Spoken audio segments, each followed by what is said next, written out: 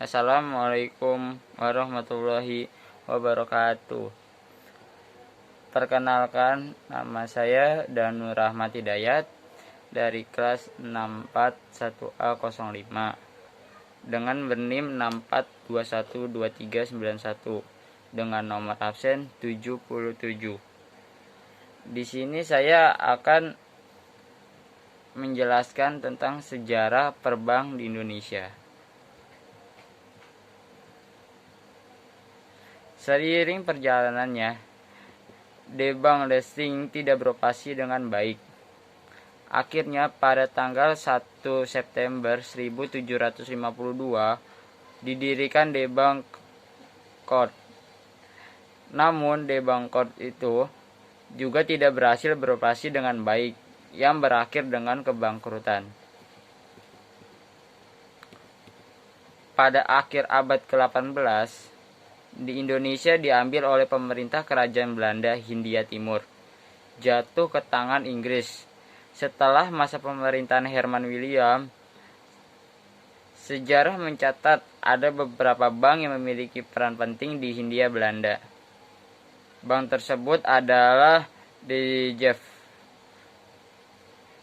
Bank Belanda yang berhasil berkembang dan menjadi cikal bank sentral di Indonesia adalah De Geef Bank. De Geef Bank didirikan pada tanggal 1828. Pemerintah Hindia Belanda memberikan monopoli kepada De Geef Bank untuk mengeluarkan uang, yang mana pengendara uangnya ditangani oleh pemerintahnya sendiri. Sejak itu, De Geef Bank dikenal dengan Bank of Issue atau bank sirkulasi.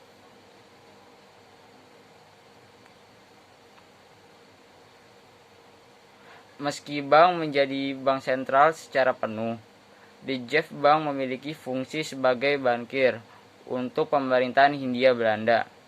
Hal ini disebabkan De Geef itu hanya menjalankan beberapa tugas yang bisa dilakukan oleh bank sentral. Beberapa tugas yang dijalankan oleh De Geef Bank antara lain mendiskonto wesel dan surat utang jangka pendek, mengeluarkan uang kertas, menjadi kasir pemerintah, menyimpan uang dana devisa, dan menjadi pusat keliling.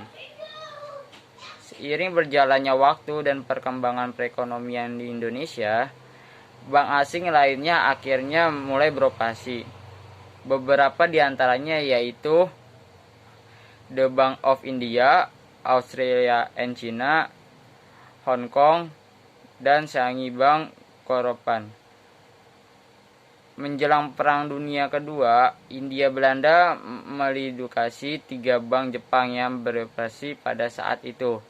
Namun ketika Jepang menguasai Asia Pasifik, bank-bank Belanda, Inggris, dan beberapa bank Cina dilidukasi oleh pihak Jepang.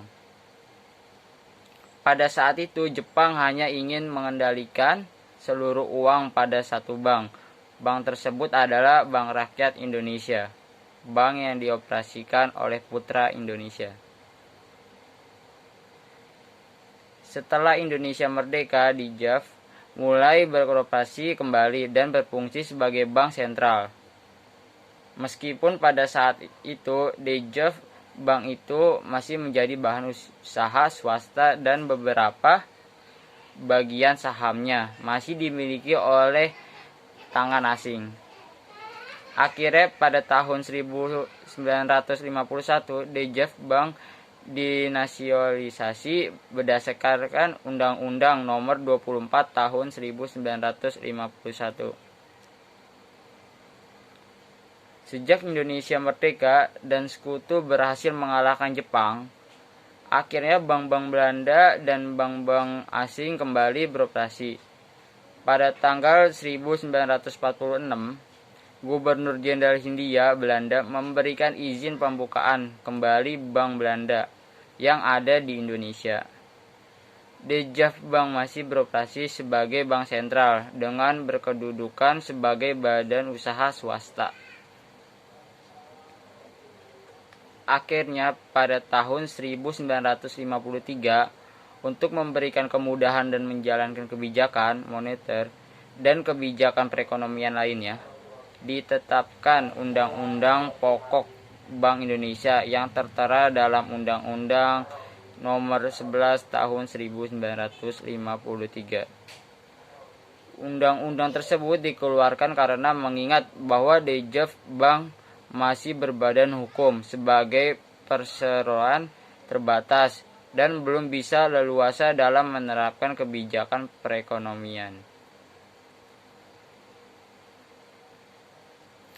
Pada tahun-tahun berikutnya, pemerintah Indonesia meresmikan Bank Rakyat Indonesia sebagai bank pemerintah pertama di Indonesia. Bank Rakyat Indonesia sempat berhenti beroperasi, namun bank tersebut beroperasi kembali setelah dibentuknya Perjanjian Renville. Pada tahun 1960, Bank Koperasi Tani dan Nelayan dibentuk. Bank Koperasi Tani dan Nelayan merupakan hasil perlebuan dari Bank Rakyat Indonesia, Bank TNI Nelayan, dan Nederlands Maatschappij. Pada tahun 1946, Bank Negara Indonesia didirikan dengan berkedudukan sebagai bank sentral. Yayasan Pusat Bank Indonesia dilebur ke dalam Bank Negara Indonesia. Seiring waktu berjalan, pemerintah Indonesia melakukan pemantapan kedudukan Bank Negara Indonesia. Akhirnya ketika Konvensi Meja Bundar, pemerintah Indonesia dan Belanda setuju untuk mengubah fungsi Bank Negara Indonesia menjadi bank umum, yang awalnya menjadi bank sentral.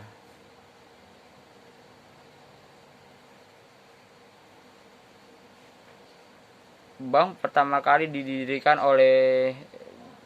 dalam bentuk seperti sebuah firma, pada umumnya pada tahun 1690.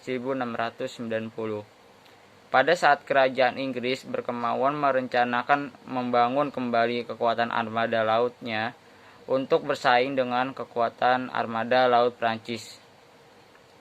Akan tetapi pemerintah Inggris saat itu tidak mempunyai kemampuan perdanaan. Kemudian berdasarkan gagasan William yang kemudian oleh Carl Issachs dihasilkan untuk membentuk sebuah lembaga intermediasi keuangan yang akhirnya dapat memenuhi dana pembiayaan tersebut hanya dalam waktu 12 hari.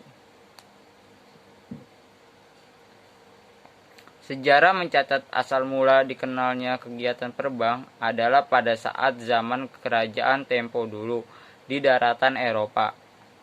Kemudian usaha perbank ini berkembang ke Asia Barat oleh para perdagangan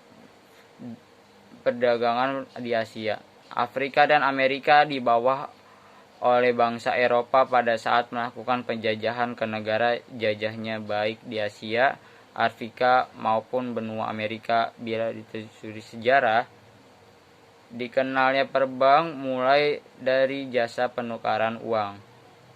Sehingga dalam sejarah perbank, arti bank dikenal sebagai meja tempat penukaran uang. Dalam perjalanan sejarah kerajaan di masa dahulu, penukaran uangnya dilakukan antara kerajaan yang satu dengan kerajaan yang lain. Kegiatan penukaran ini sekarang dikenal dengan nama perdagangan valuta asing. Kemudian dalam perkembangan selanjutnya, kegiatan operasional berbank berkembang lagi menjadi tempat penitipan uang atau yang disebut sekarang ini kegiatan simpanan. Berikutnya, kegiatan perbank bertambah dengan kegiatan pinjaman uang. Uang yang disimpan oleh masyarakat oleh perbank dipinjamkan kembali kepada masyarakat yang membutuhkan jasa-jasa bank lainnya, menyusul sesuai dengan perkembangan zaman dan kebutuhan masyarakat semakin beragam. Ya, sekian itu saja yang saya jelaskan tentang sejarah bank. Mohon maaf bila ada salah kata. Wassalamualaikum warahmatullahi wabarakatuh.